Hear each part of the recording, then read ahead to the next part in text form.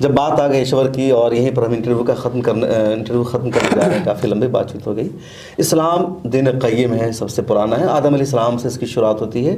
لیکن اسلام کے بارے میں ایک یہ کنسیپٹ بن گیا کہ نبی کریم محمد عربی صلی اللہ علیہ وسلم لے کر کیا ہے، اور بار بار کہا بھی جاتا ہے کہ جو اسلام ہے یہ 1400 سال پرانا ہے، عیسائی دھرم اس سے پرانا ہے، سناتن دھرم تو سب سے پرانا ہے.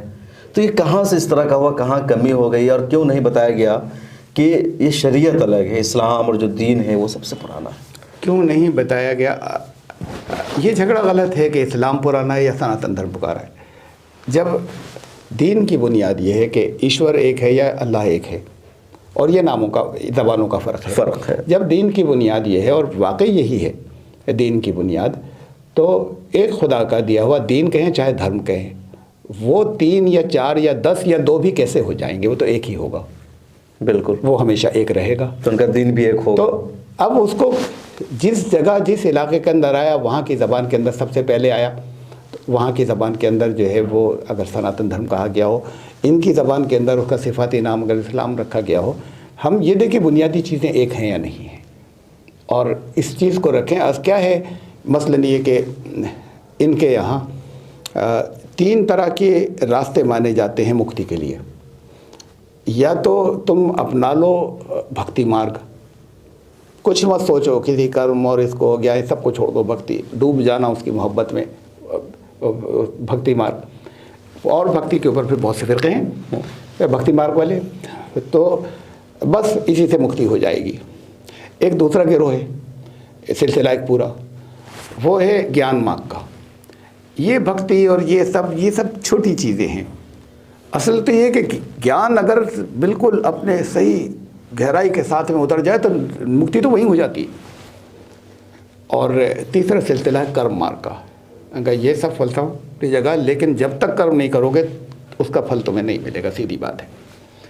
تو یہ جو بھکتی مارگ ہے یہ ہے توحید، یہ جو گیان مارگ ہے یہ ہے کلام الہی، رسالت اور عقیدہ کتب. اور یہ جو کرم مارگ ہے یہ ہے عقیدہ آخرت. صرف یہ کہ بھاشا بدلیں گے، توحید، رسالت، آخرت، یہ سب ضروری ہے. ان کا ایک بیلنس و توازن ہونا چاہیے. یہ نہیں کہ خالی ایک توحید پر نکل پڑے اور سب کو چھوڑ دیا، خالی رسالت پہ نکل چڑھے. تو یہ اصل میں یہ نام بدلے ہوئے ہیں جو کہ ان کے یہاں سب چلے آ رہے ہیں ایسے. تو اسے سمجھانے کی ضرورت ہے کہ چیزیں الگ نہیں رہی ہیں، زبانیں بدلی ہیں. اور اس کو واپس خدا کے کلام کی طرف آئیے وہاں. اور مسلمان بھی آئیں واپس ادھر، ڈیفرنٹ سورسز سے لیتے ہیں، ادھر نہیں آتے. اچھا، ابھی جو ان کا وید ہے کہ وہی وید ہے جس میں ساری باتیں ہیں، یا انہوں نے بدل دیا ہے؟ نہیں، بہت بڑا حصہ وہ ہے. اگر وہ نہیں ہوتا تو رسول اللہ صلی اللہ علیہ وسلم کی واضح پیشین گوئیاں کیسے ہوتی؟ جو کب کے ہیں یہ، کوئی کہتا ہے اربوں سال ہے، اسے تو چھوڑیں. کوئی کہتا ہے لاکھوں سال پرانے ہیں. کم سے کم یہ جو مغربی جو مصنفین ہیں، مستشرقین، انہوں نے کہا کہ ہاں یہ 10,000 15,000 سال قبل مسیح کے تو ہیں. اس درجے تک آ گئے. اچھا اتنے ہیں یا اتنے پرانے؟ تو اتنے پرانے کے اندر قبل مسیح رسول اللہ صلی اللہ علیہ وسلم کے نام و پیشین گوئیاں اور اتنی ایکوریٹ کہ توراۃ، زبور، انجیل میں اتنی ایکوریٹ نہیں ہیں. کہاں سے آ گئے؟ کم سے کم یہ تو الہامی ہے اتنا حصہ. تو بالکل. تو مطلب یہاں بھی کمی ہوئی انڈین اسکالرس سے، علماء سے، کہ انہوں نے سنسکرت کو سیکھا نہیں، کہ ان کی کتابوں کو پڑھا نہیں. شاید پڑھتے تو چیزیں سامنے آتی کہ جو اسلام ہے وہی ادھر بھی ہے، اور اچھے انداز میں پھر ان کو بتایا جاتا کہ آپ کا دھرم کیا ہے، آپ کا دین کیا ہے، اور کہاں بھٹک گئے ہیں. ہم تو لفظ بتانا بھی کہیں نا تو دوسرے کو، کسی کو یہ محسوس ہے ہم چھوٹے یا بڑے، بیٹھ کر بات کی جاتی. تو پھر جو افہام و تفہیم ہوتا، تو جو 2 دھرموں کی لڑائی ہے اس میں کمی آتی، جو نفرت ہے ابھی نہیں ہندو مسلمان کے بیچ، زبان کا فرق رہ جاتا. لیکن اصل میں تو دھرم ہمیشہ ایک رہا ہے اور ایک ہی رہے گا. بالکل.